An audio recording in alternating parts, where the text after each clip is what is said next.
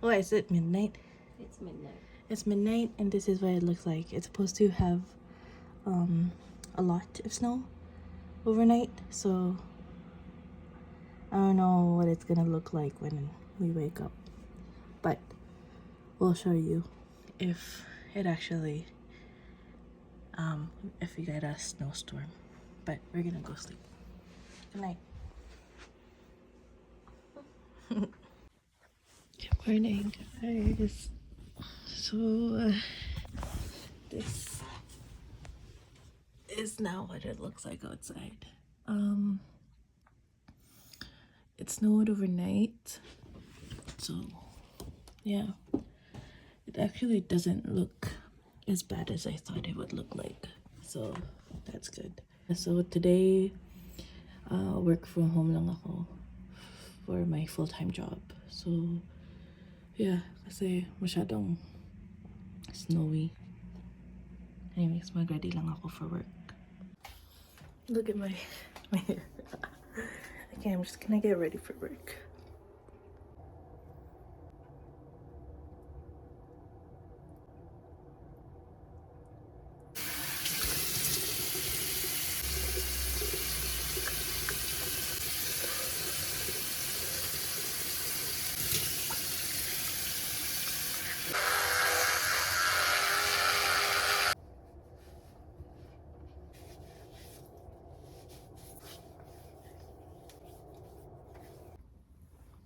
Work from home lang tayo today kasi super snowy sa labas. And then mamaya din may work ako dun sa isa kong job sa part-time ko at like 4:30, pero siguro malilate ako ng who knows, kasi ang daming delays pag ganito yung weather. And then check ko kung anong oras dapat mag-stop ang snow. Okay, it's supposed to stop at 5. So that's good. But yeah, I was saying, super dry ang weather. And then, in return, super dry din ang skin natin. So, ayan. Buti na lang nakasale tong lotion sa Costco. I'm wearing shorts right now. Naglo-lotion lang ako ng legs kasi sobrang kate ng legs ko lately. And I scratch a lot. So, nagkakasugat na ako, which is not good. Kaya, lotion. Pati yung kamay ko, super dry lately. So, mayat maya naglo-lotion ako ng kamay. Kasi nagsusugat nga ako because I keep scratching it. Look. You know. Not good. Parang lumalakas yung snow. Actually, we're supposed to get 20 centimeters of snow. I don't know if in total or like only last night. It doesn't look like only last night. So, I think in total. But yeah, so we keep saying that we're gonna be consistent with the vlogs, and we're not. So this channel is pretty much going nowhere, but I hope it goes somewhere. But yeah, that's first. Kat puts it in like these cups na parang I'm at a hospital, and then I just drink it in the morning. I appreciate it. So we keep saying that we're going to be consistent with this vlog, and we're going to keep vlogging. But we've already missed so many things that's happened so far. So today is January the 17th, which is more than halfway through January. What have you done? Last Friday, nagpatanggal ng 3 wisdom teeth si Kat. So we were home all weekend, trying to just rest it up and recover so that the following week, this week, okay siya mag-work and everything is normal. because health is wealth. And then this week, pupunta sila mom and dad and Ella to Vancouver tomorrow, actually Thursday. But yeah, sana walang delays because it's so snowy outside. And it's not like other provinces na super sanay sa snow, kasi pag nag-snow dito sa Vancouver, parang everything stops. Nobody knows how to do anything. Parang ang hirap-hirap ng life pag nag-snow. And it's not built for snow also. Maraming hills, maraming thin or like rigid na mga streets. So it's just different. It's not built for snowy winters. It's built for rain. And it makes sense also because itong snow, minsan lang namin nakukuha to. But anyways, yeah, today I will take you with me on both of my jobs, I guess. Well, one job is I'm at home. I'm just gonna do my work here, and then the second job at my other work, my part-time work. So yeah, snow still not stopping. Roads are very snowy, and alam mo, sobrang prepared this time ang Vancouver kasi yesterday sa lahat ng sidewalks makikita mo ang daming nagsasalt. Which is, I think, brought by trauma na rin. Trains are still running, so yeah, everything is good. Usually dito sa hill, dito sa harap namin, maraming nag-slide down or hindi makaakyat, pero I think they're well prepared this time kasi yesterday I think they were putting some gravel is it, or like tiny rocks, so you can get grip. But yeah, not a lot of people driving today, which is good. Yeah, anyways, I'll just update you guys later.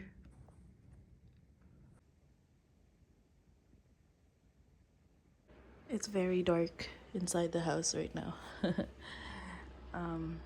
And 8:27 na. This is how I'm set up today. Heated blankets, heater. Mag-off din yan pag 17 degrees na dito sa loob. So, not too hot. And not too much work for the heater. And then TV's on. I just play something while I'm working for noise. And then yeah, that's it. It's still snowing a lot, so yep, snow day. Hello. It's currently 2:30 in the afternoon, and I'm still working because I'm supposed to be working until 4, and then from 4 to 4:30 I'm supposed to be like traveling to my other work. But today that's not gonna happen because I think I might need like an hour to get to my other work, since the weather is kind of unusual, and hindi sanay mga Vancouver peeps and things and roads and everything. So yun, I think it's gonna take me a while to get to my other job. So, okay lang yan, malilate lang tayo ng, siguro, like 30 minutes lang naman yung lateness natin. But, it's better to be safe than fast. Kaya, yeah.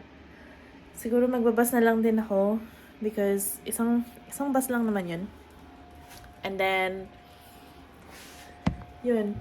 And then pauwi, I think I'm gonna ask my manager if I can leave early tonight, like a couple of hours early, kasi road conditions are not good, and ayokong masyadong late na umalis sa work, kasi dapat yung shift ko doon sa part-time ko is 4:30 to midnight. It's been like that for a very long time, like since September of last year. I've been like just working nonstop, and it's exhausting, but also it's okay. My body's like used to it now. But yeah, today the road conditions are just not good, and then I still have work tomorrow morning. Yeah, I don't want to, exhaust my energy on trying to get home. So siguro uwi na lang ako ng maaga, and then get home before, or like sana by like 10:30, diba? Para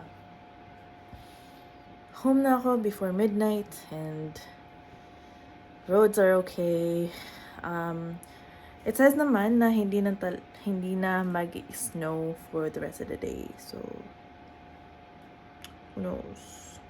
But anyways, I'm gonna continue working, and then I'll just see you guys later. Around like 4, I'm gonna start to get ready, bundle up, and then I'll take you with me. Cat is home now. Hello, cat.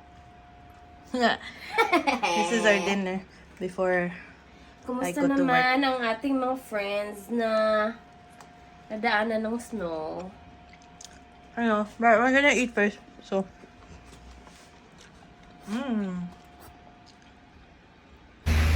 So I'm on my way to my other job now.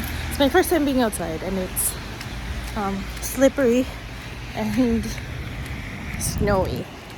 Let me show you guys.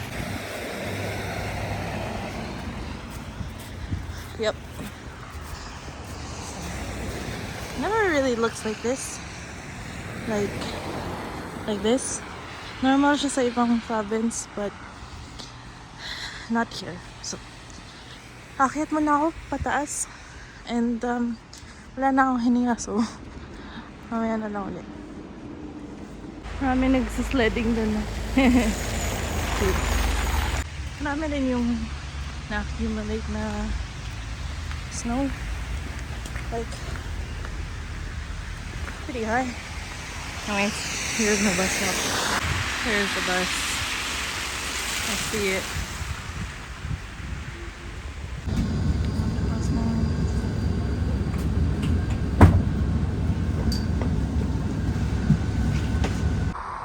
I just got off the bus, and nadulas ako nung pagbaba ko.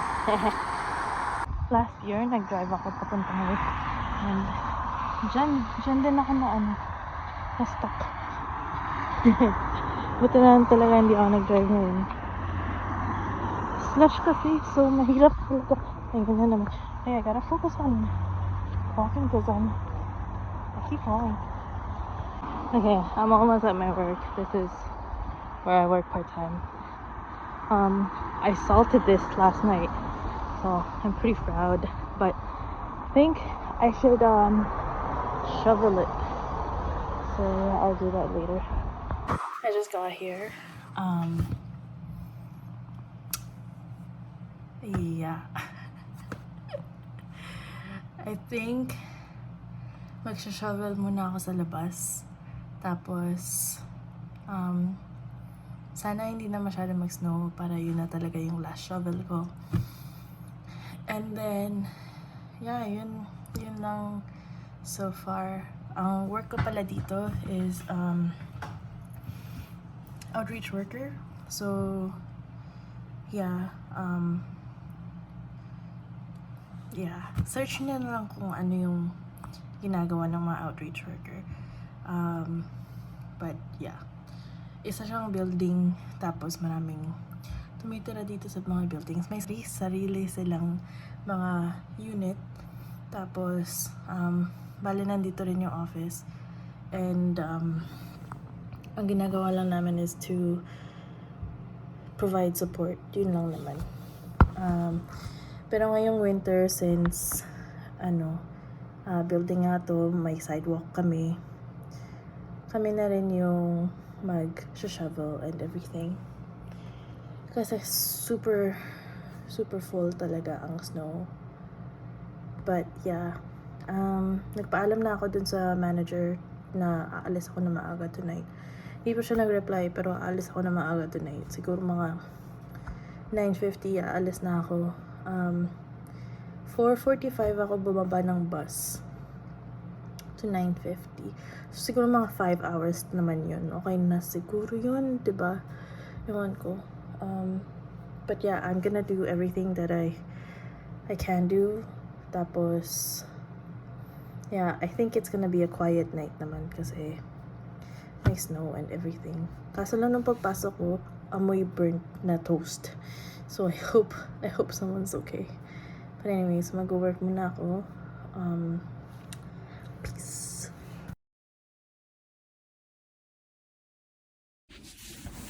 So I'm shoveling now. Show you what it looks like later. Okay, finished. Look at that. Amazing. I am a professional. Okay, anyways, I gotta go do a lot more over here. Alright, cleaned it and it's clear. Okay, now we gotta do the front, but I gotta go walk all the way around. So yeah, BRB again.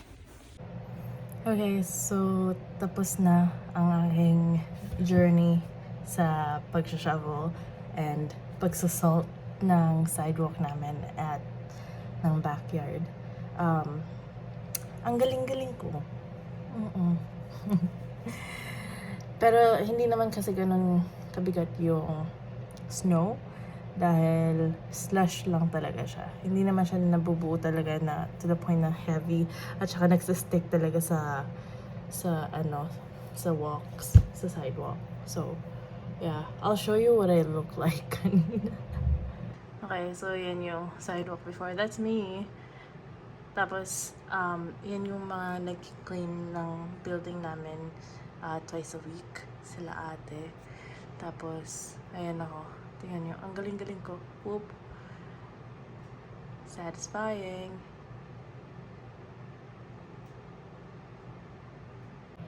So, I think I'm gonna be off soon. I think around 9:45, 9:30, 9:45. Kasi I was planning on staying until 10. Pero I'm so hungry. Tapos walang nagde-deliver ngayon dahil nga sa road conditions.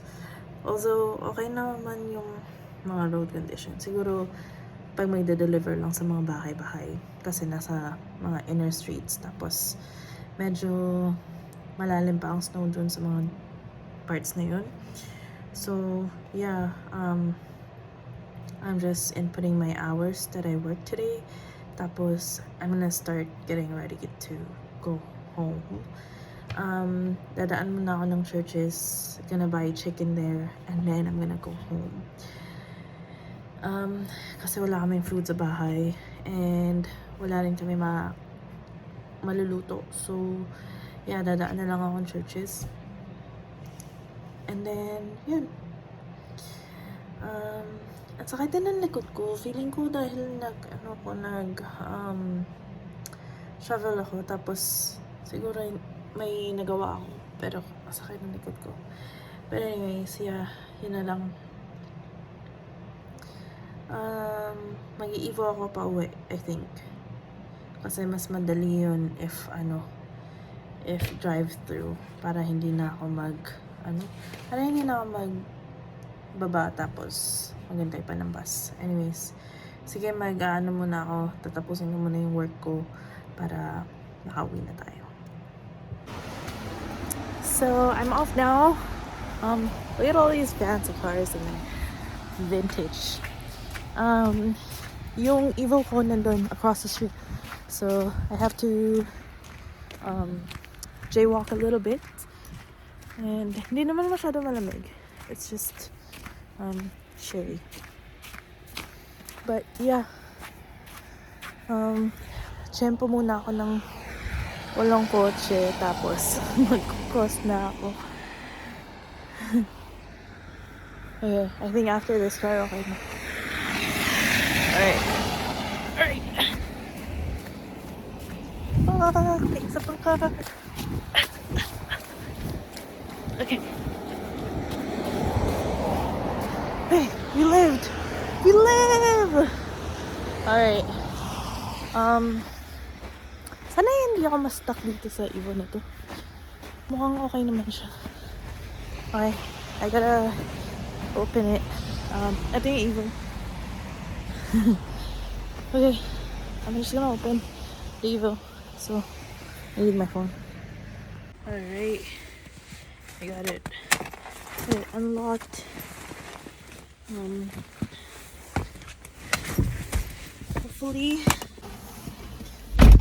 Hopefully I don't get stuck. It's making some weird noises. Welcome to Evo. Use the app to report any cleanliness issues or I'm damage. just gonna fix this so that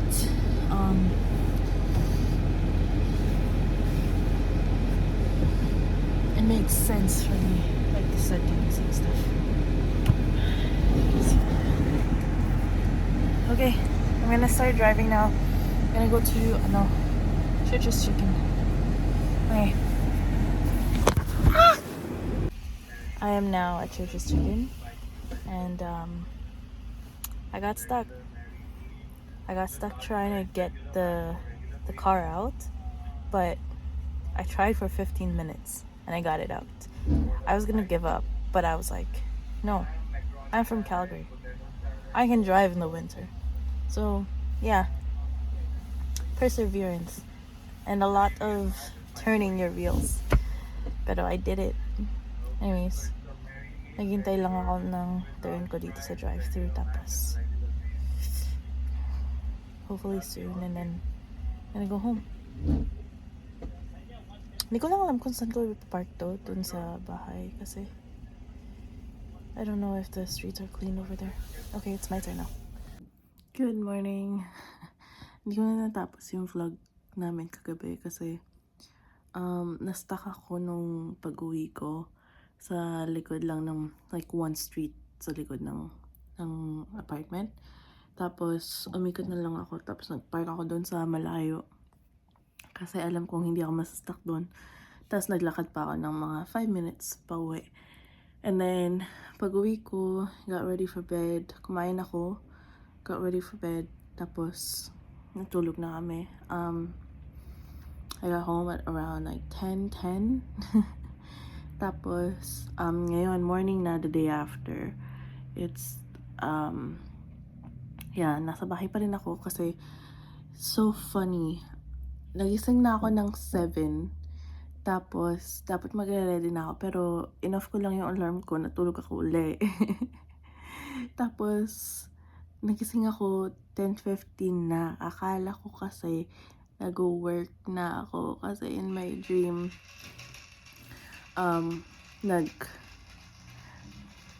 basta ang panaginip ko about work.